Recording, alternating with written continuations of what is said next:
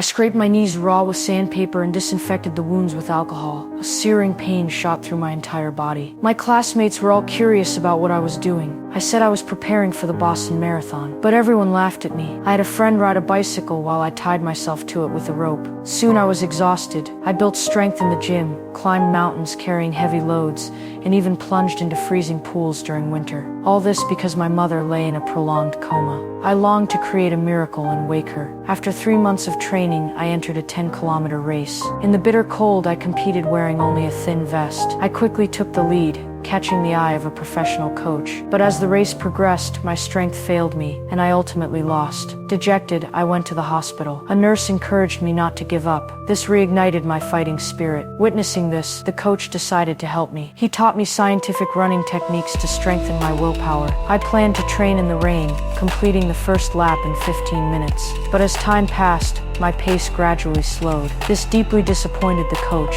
yet I persisted, refusing to quit. Through relentless effort, my strides grew lighter and lighter. On the final lap, I sprinted to the finish in just 5 minutes. The coach wondered how I managed it. I told him everything I did was for my mother. Finally, I knelt before my mother in prayer, then boarded the train bound for Boston. The starting gun fired, launching the marathon. I shot out like an arrow, leading the pack from start to finish. My coach cheered me on. I held on to second place, swiftly reclaiming it whenever overtaken. As the race entered the final 200-meter sprint, only another competitor and I remained in contention.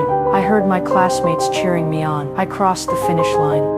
I rushed straight to the hospital. I gently placed the medal in my mother's hand. The next moment, a miracle truly happened. My mother opened her eyes.